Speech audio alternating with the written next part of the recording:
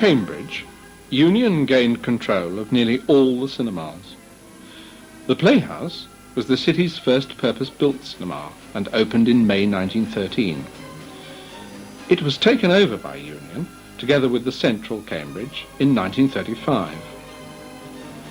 The Playhouse seated 769, 167 in the balcony and 602 downstairs.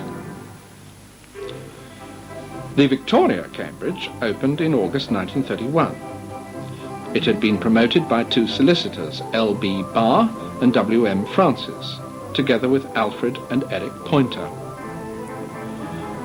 Until Associated British Cinema's own Regal opened in 1937, the Victoria was the most important cinema in the city.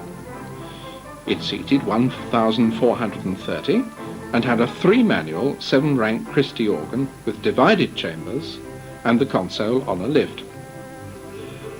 Surviving photographs of the Victoria seem to show that it was no architectural gem, and legend has it that the acoustics of the cinema were terrible.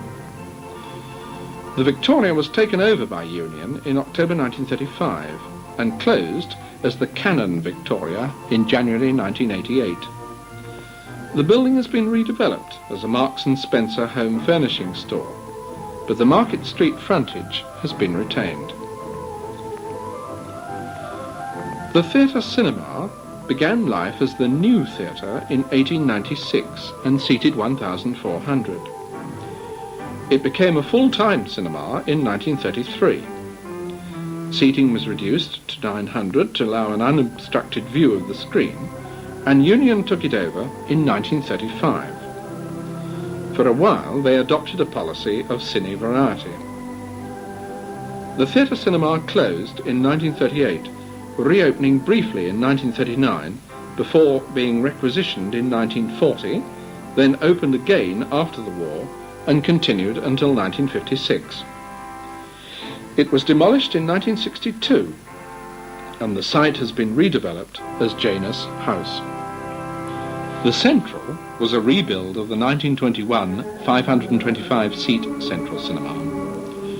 The new Central reopened on the 11th of October 1930 and had 1,069 seats. Union took over on New Year's Day 1935. It was a well-planned cinema with the tapering auditorium, expansive circle and compact stalls area. The Central was converted into an EMI bingo club in 1972 and transferred to Coral in 1984. The Tivoli was the second purpose-built cinema to open in Cambridge.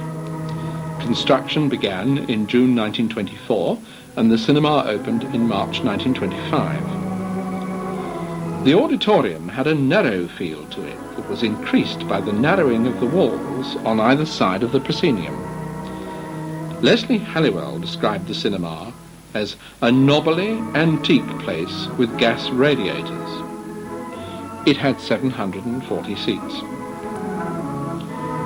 The Tivoli was operated by Union from January the 1st, 1935. It closed in November 1956.